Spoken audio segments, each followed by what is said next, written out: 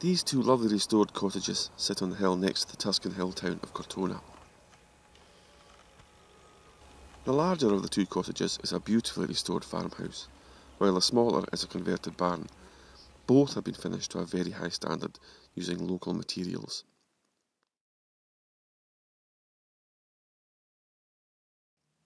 The grounds of the property are no less impressive. Indeed, they're pretty much another world, where real life, slow food and a mixture of the old and new of farming in this region come together.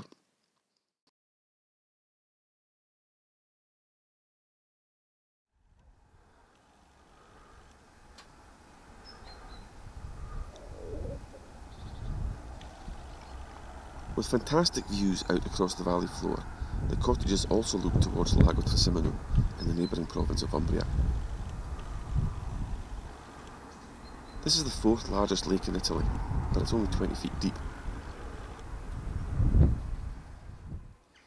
Casale della Torre takes its name from the former local baron's residence, just beyond the olive groves below the cottages, and it itself is a pretty interesting feature.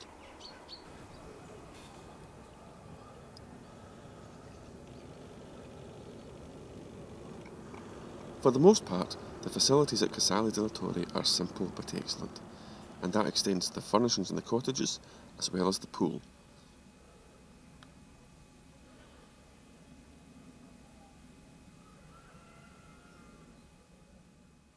But Casale della Torre is not just about sitting back in the sun. Food is a central element of the purpose of the place. Meet Paola and Lapo. Paola was born in this house, and she and Lapo have a farm in the valley. Paola doesn't exude that wide open genius in quite the same way Lapo does, but don't be fooled.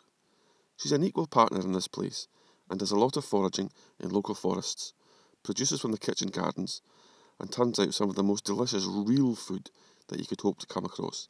She is quite simply fantastic. Lapo is Lapo. He makes wine from his own vineyard, cheese from his own sheep's milk, olive oil from his own olives, and is an all-round genius.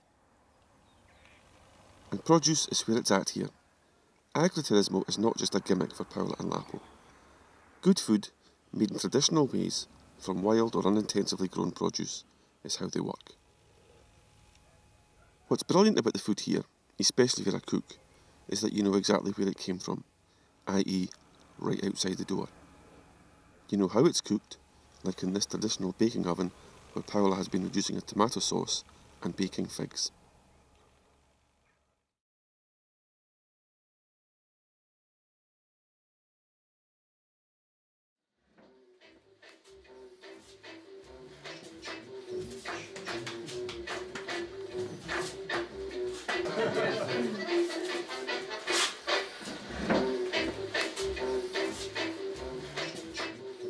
Each week, Lapo and Paola come up and cook for the guests. This is a real treat. There's nothing ostentatious about it, it's just good food, cooked beautifully, washed down with the farm's own wine. Oh, okay. So usually they come with an interpreter for the first day.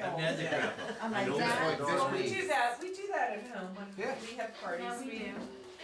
Leave the wine glasses on the counter. Well,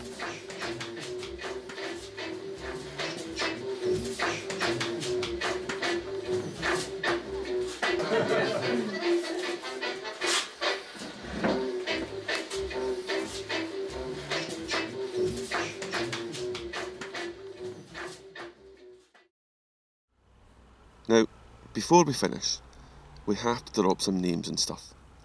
The book, Under the Tuscan Sun, is set close to Casale della Torre. The house used in the film is below the tower, below the cottages. In fact, Lapo appeared in the film several times as a sheep herder, so we actually have a film star. There's no end to the man's talents. But it wasn't just Lapo who starred in Under the Tuscan Sun. There was also Jessamina, the donkey. She's getting on a bit now, but she's ever so lovely and gentle.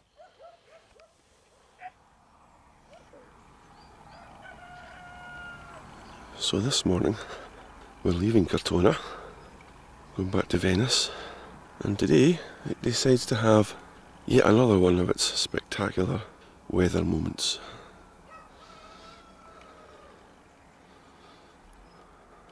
This is Casale della Torre. It's a pretty special place, and not least because of the people who have it. From here you can see clear valleys, big skies, dramatic clouds, and gorgeous big yellow moons. In fact, it might even be a glimpse of paradise.